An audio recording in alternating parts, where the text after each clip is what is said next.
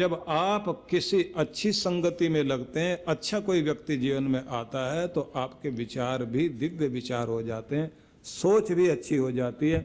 नहीं तो ऐसे ही करते करते जीवन खत्म हो जाएगा और काम किसी के पूरे कभी नहीं होते। कैसा भी आदमी क्यों ना हो, आखिरी तक भी उसके पास कोई ना कोई काम दुनियादारी के और यही चिंताएं, यही समस्याएं बनी रहेंगी। अच्छा यही है कि अपने जीवन को उस तरफ लगाना शुरू करो जिससे जीवन में शांति आए, क्योंकि जैसे जैसे उम्र बढ़ती चली जाए आपको सुलझने की तरफ जाना चाहिए, उलझने की तरफ नहीं। जिंदगी को सुलझाओ, क्या खाओगे, क्या पहन लोगे। कितना भी बड़ा मकान क्यों ना हो आपका, रहोगे तो एक कमरे में, और जहां आप सोओगे तो एक चारपाई भर की, वही जितने फुट के आप हैं, 1-2 फुट आगे पीछे करके उतना ही तो बेड होगा आपका। और कितने भी कपड़े हों आपके, लेकिन वही तो पहनोगे जो आपके तन पर आ सके।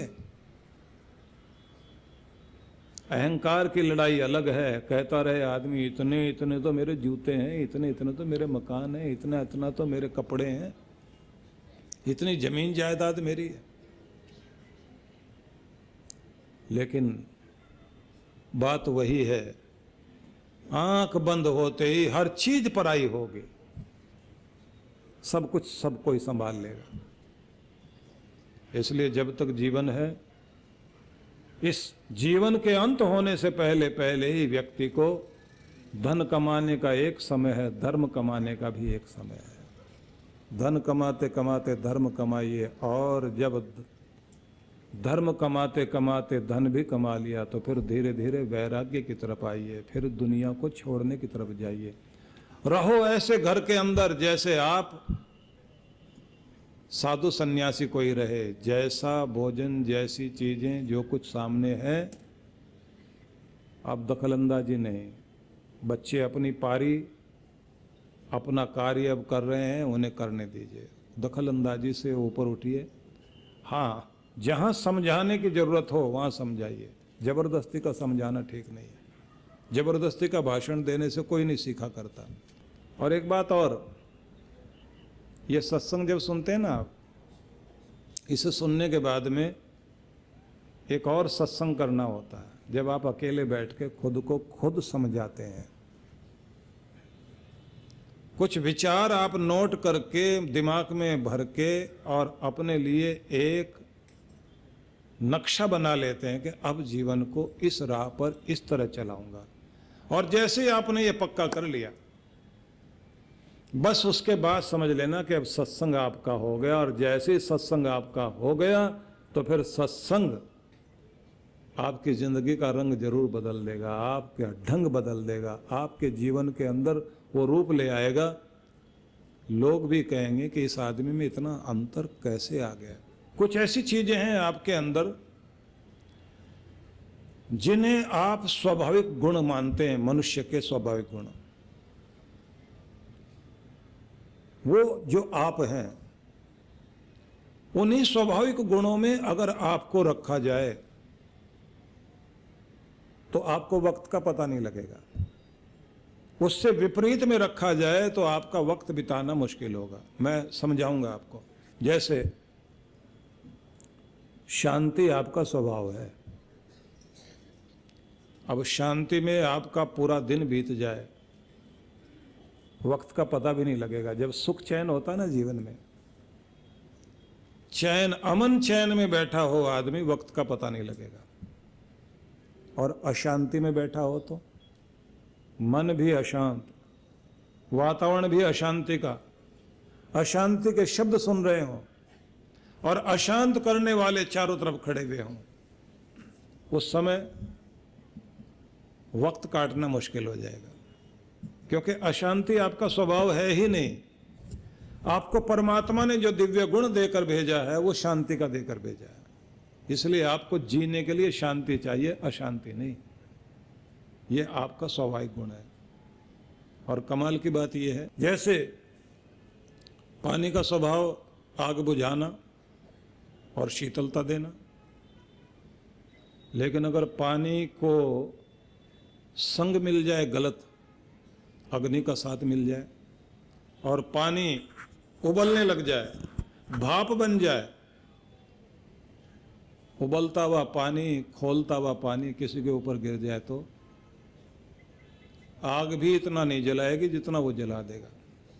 आग भले ही पहली चमड़ी की परत को दूसरी परत को जला दे, अंदर तक की परत को उबला हुआ पानी जला देगा।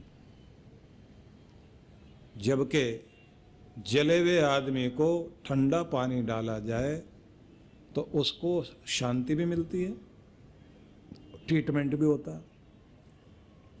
पर पानी का स्वभाव किसी को जलाने का तो नहीं है। संगति के कारण ऐसा हुआ। आपका भी स्वभाव ऐसा नहीं कि आप खुद भी दुखी रहे, दूसरों को दुख पहुंचाएं। लेकिन अगर गलत संगति आपकी जिंदगी में आ गई और गलत विचार आ गए, गलत लोग आ गए, तो आप वो जरूर हो जाओगे जैसे पानी जलाने लग जाता है, उबलता हुआ पानी, क्योंकि उसकी दोस्ती आग से हो गई। जबकि आप पानी भी ठंडा होगा, ठंडा होने के बाद में वो भी वैसा ही काम करने लग जाएगा, जले हुए आदमी को शांति देने लग जाएगा। आपको अपने वास्तविक स्वभाव में आना है। ये दौलत लेके पैदा हो गए हो। शांति ही आपकी सही सच्ची दौलत है।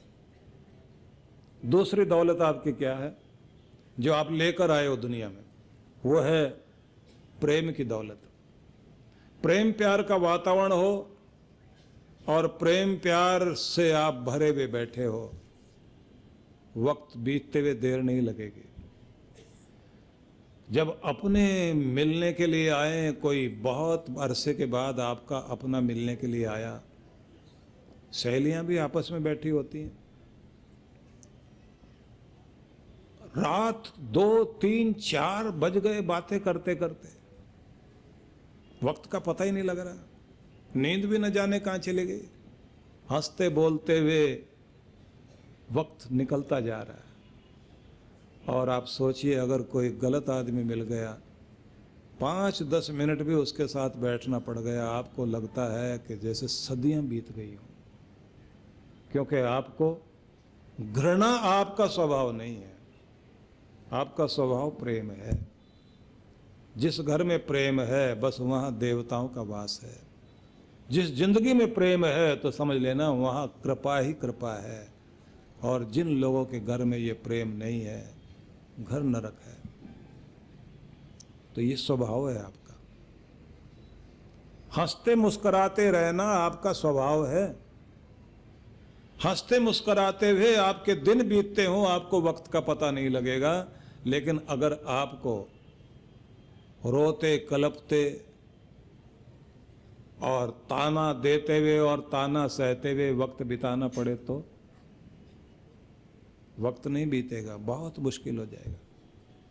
शांति आपका स्वभाव, प्रेम आपका स्वभाव, प्रसन्नता आपका स्वभाव, और ध्यान रखना क्रोध भी आपका स्वभाव नहीं है।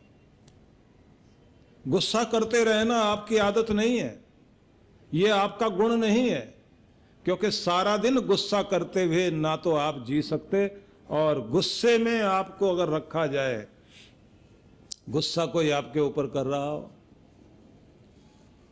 बर्दाश्त हो पाएगा? सारा दिन गुस्सा करे कोई आपके ऊपर। लेकिन अगर कोई क्रोध रहित स्थिति हो, शांति वाली, प्रेम वाली, आनंद वाली, क्षमा वाली, बर्दाश्त वाली, पति पत्नी में रिश्तों में जहां एक दूसरे को बर्दाश्त किया जाता है, निभाया जाता है, वहां प्रेम खुशियां अपने आप आती हैं। और रिश्ते निभते ही ऐसे। रिश्तों में एक ही बात होती है कि स्वभाव तो सबका अलग अलग है और स्वभाव तो टकराएगा। लेकिन जो निभा ले और जो एक दूसरे को बर्दाश्त कर ले तो समझ लेना उसे जीना आ गया, और उसके घर में प्रेम प्यार अपने आप आ जाएगा, खुशहाली अपने आप आ जाएगी।